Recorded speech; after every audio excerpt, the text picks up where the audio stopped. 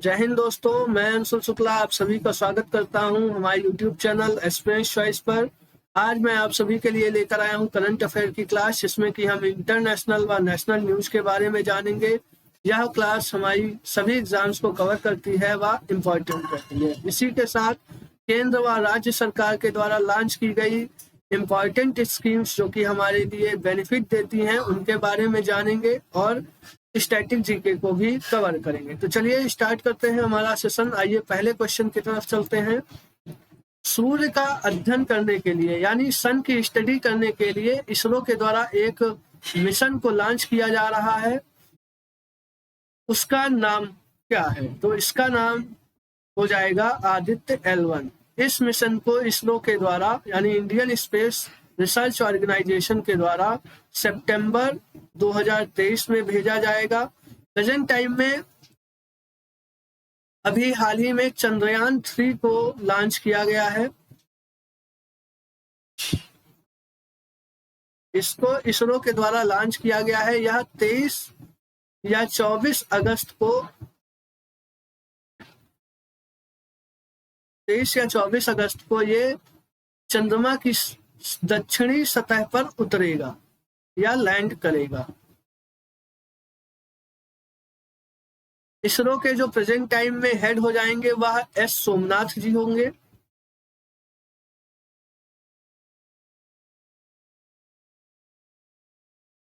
और ये जो आदित्य L1 मिशन है यह सन की स्टडी के लिए लॉन्च किया जाएगा श्रीहरिकोटा आंध्र प्रदेश से। यह सूर्य की बाहरी परत यानी फोटोस्फेयर वाली जो लेयर होती है जिसे कोरोना कहा जाता है, उसकी स्टडी इस मिशन के द्वारा की जाएगी।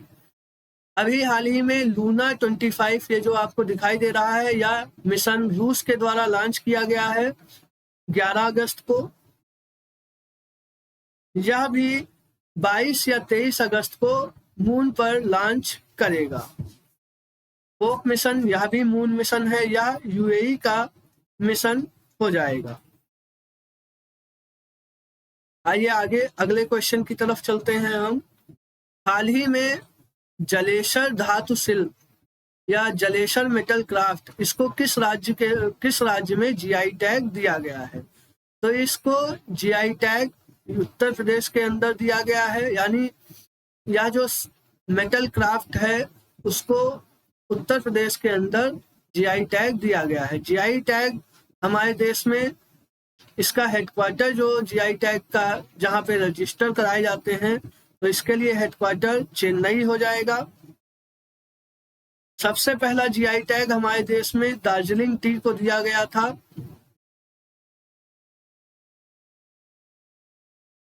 या 2004 या 5 में इसको जीआई टैग दार्जिलिंग टी को सबसे पहले दिया गया था इंडिया के अंदर। प्रेजेंट टाइम में जो सबसे ज्यादा जीआई टैग हैं वह तमिलनाडु के पास है इंडिया के अंदर।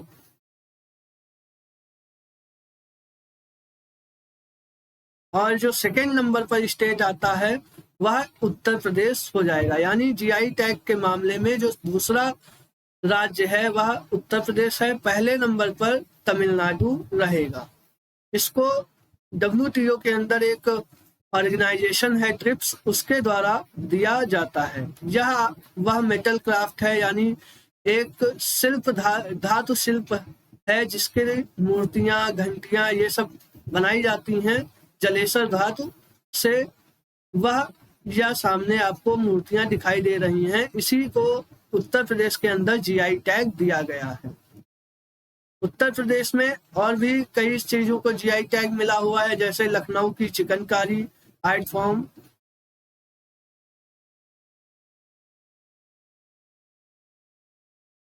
मलिहाबादी मैंगोज, मलिहाबादी दशहरी आम,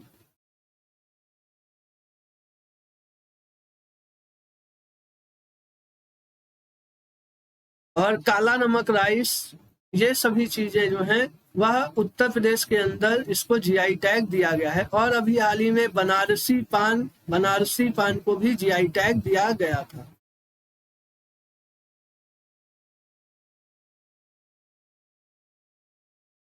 आइए आगे चलते हैं। इसी के साथ यहाँ पर आपको दिखाई दे रहा है गुजरात। तो गुजरात के अंदर अभी हाल ही में माता दी पचेरी एक पेंटिंग होती है, इसको जीआई टैग दिया गया है। जीआई टैग होता क्या है? तो जीआई टैग वह चीज होती है, जैसे कोई चीज किसी पर्टिकुलर जगह पर ही बनाई जाती है, वह वहाँ की वह फेमस चीज होती है, उसको और अधिक उसके उत्पादन को और उसके सेल को बढ़ावा देने के लिए, उसके एक्सपोर्ट को बढ़ावा देने के लिए उस चीज को जीआई टैग दिया जाता है। आइए आगे अगले क्वेश्चन की तरफ चलते हैं हम। किस राज्य के मुख्यमंत्री के द्वारा अमृत वृक्ष आंदोलन ऐप इसको लॉन्च किया गया है? तो अमृत वृक्ष आंदोलन ऐप इसको असम राज्य के मुख्यमंत्री के द्वारा लॉन्च किया गया है। यहाँ के जो सीएम हो जाएंगे वह हेमंता बिस्वा शर्मा जी हो जाएंगे। असम की जो कैपिटल है वह दिसपुर रहेगी। इस ऐप के अंदर 17 सितंबर को 1 करोड़ पौधों को लगाने का टारगेट रखा गया है। और इस ऐप पर अगर आप असम के अंदर एक पेड़ लगाते हैं व उसके साथ सेल्फी लेकर अपलोड करते हैं तो आपको 100 रुपए आपके अकाउंट में दिए जाएंगे। इस ऐप के माध्यम से 1 करोड़ पौधों को लगाने का टारगेट रखा गया है असम की सरकार के द्वारा 17 सितंबर को। असम के अंदर अभी हाल ही में विधानसभा भवन का उद्घाटन किया गया है, जो कि ओम बिरला जी जो लोकसभा अध्यक्ष हैं उनके द्वारा यहाँ पर असम विधानसभा भवन की नई बिल्डिंग का उद्घाटन किया गया है। तेजपुर लीच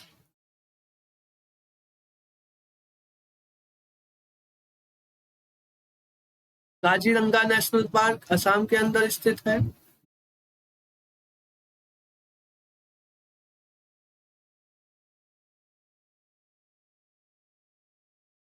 यहाँ पर कामाख्या टेम्पल स्थित है। यहीं पर कामाख्या मंदिर कॉरिडोर को भी बनाया जा रहा है।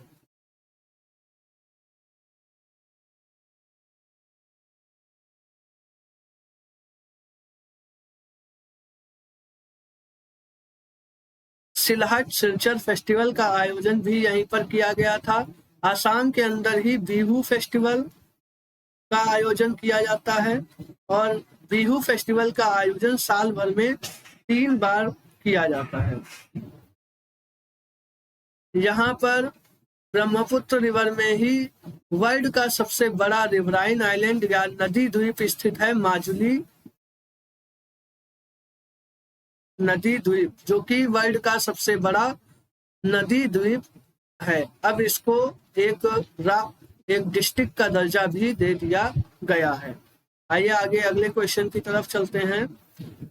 सांस्कृतिक उत्सव या कल्चरल फेस्टिवल आदि पेरक्कू यह कहाँ पर मनाया जाता है? तो इसका राइट आंसर आपका हो जाएगा तमिलनाडु के अंदर। आदि पेरक्कू फेस्टिवल तमिलनाडु के अंदर मनाया जाता है। इसको एक और नाम से जाना जाता है, वह हो जाएगा मानसून फेस्टिवल।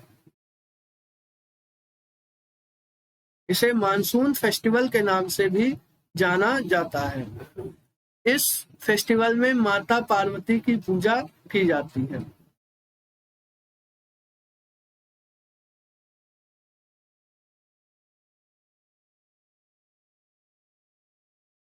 तमिलनाडु की जो कैपिटल हो जाएगी वह चेन्नई रहेगी।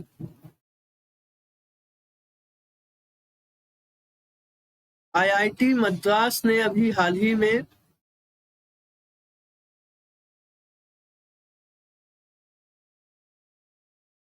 एक अपनी ब्रांच तंजानिया के अंदर खोलने के लिए वहां की यूनिवर्सिटी से टाई अप किया है। यानी जिंजिबार के अंदर IIT मद्रास की एक ब्रांच खोली जाएगी।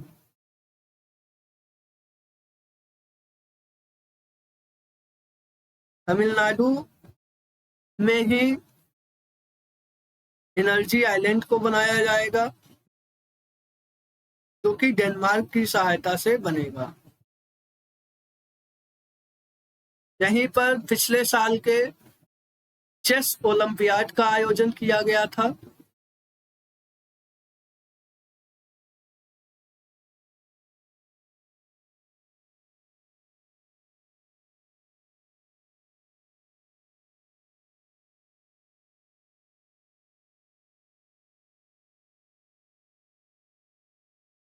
ये रहा आप सभी को चेन्नई तमिलनाडु का मैप आपको दिखाई दे रहा होगा। इसकी कैपिटल अभी आपको बताई चेन्नई हो जाएगी। यहाँ पर डुगोंग फिश के लिए कंजर्वेशन सेंटर या सी काउस के लिए कंजर्वेशन सेंटर को भी बनाया जा रहा है।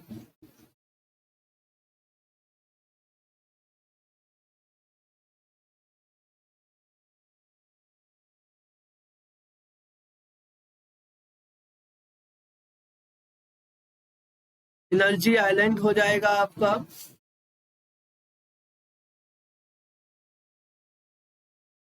और इसका जो कोस्टल एरिया होता है उसे हम कोरोमंडल कोस्ट या कोरोमंडल तट के नाम से जानते हैं।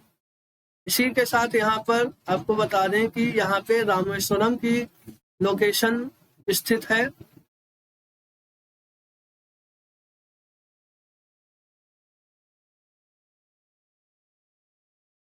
तमिलनाडु के अंदर ही जो मिड डे मील योजना है,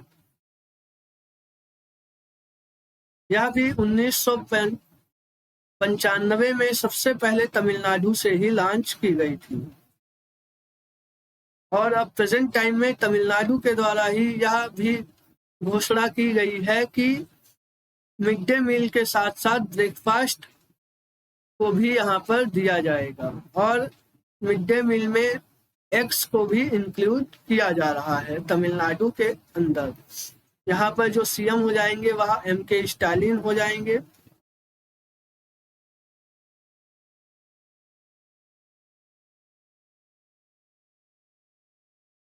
आइए आगे अगले क्वेश्चन की तरफ चलते हैं। हाल ही में आकाशवाणी ने कहां पर युवा कॉन्फ्रेंस या युवा सम्मेलन का आयोजन किया है? इसका राइट आंसर आपका हो जाएगा दिल्ली के अंदर। यानी अभी हाल ही में यूथ डे को सेलिब्रेट किया गया था 12 अगस्त को।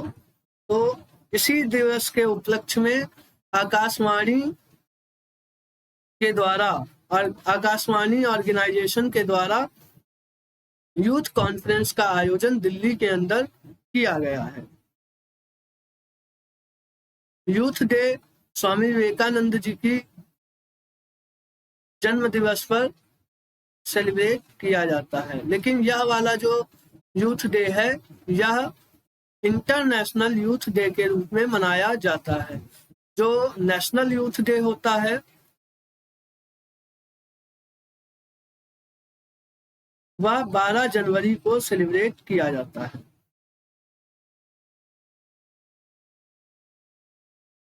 आइए आगे अगले क्वेश्चन की तरफ चलते हैं।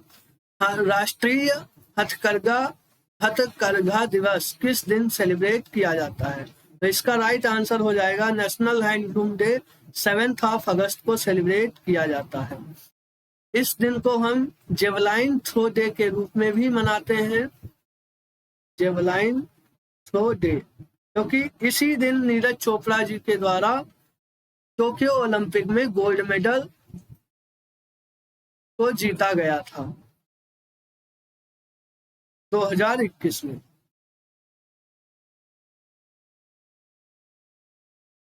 इसी के साथ आपको यहाँ पे बता दूं कि 15 अगस्त अभी हाल ही में कल 77वें नंबर का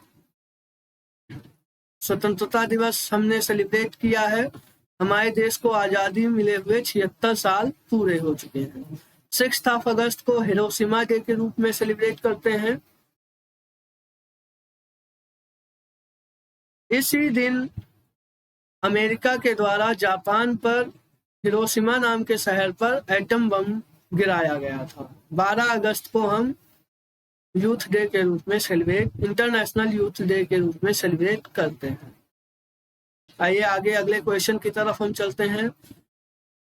10 डेज मालाबार एक्सरसाइज कहाँ पर कंडक्ट की जाएगी, यानी कि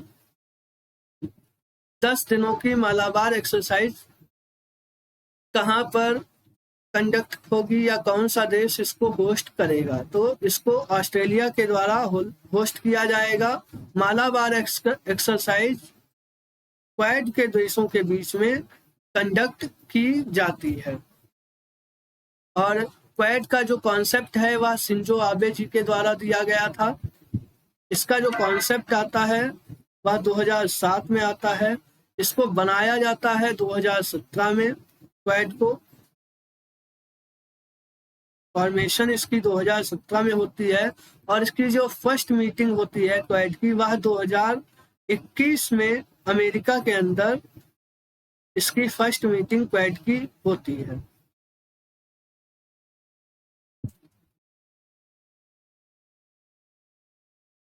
अभी हाल ही में इसकी जो क्वाड की मीटिंग है उसको जापान के द्वारा कंडक्ट किया गया है। अब जो अगली वाली मीटिंग होगी क्वाड की वह इंडिया के द्वारा कंडक्ट की जाएगी 2024 में और क्वाड के अंदर जापान, ऑस्ट्रेलिया, अमेरिका और इंडिया ये 4 देश आते हैं। इनको मिनी नाटो के नाम से भी जाना जाता है इस ऑर्गेनाइजेशन को।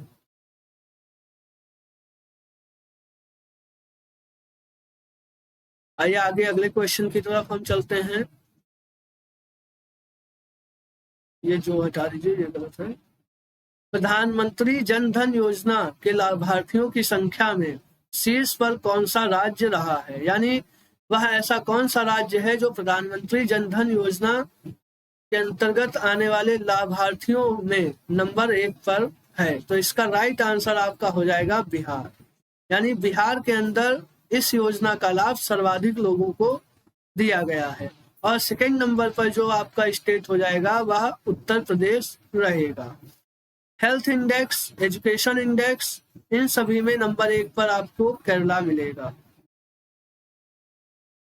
और लिटरेसी में भी नंबर 1 पर केरला है। तो चलिए यह था हमारा आज का सेशन। आई होप आप सभी को अच्छा लगा होगा। आप हमारे YouTube चैनल को ज़्यादा से ज़्यादा सब्सक्राइब कीजिए तथा शेयर कीजिए। Thank you.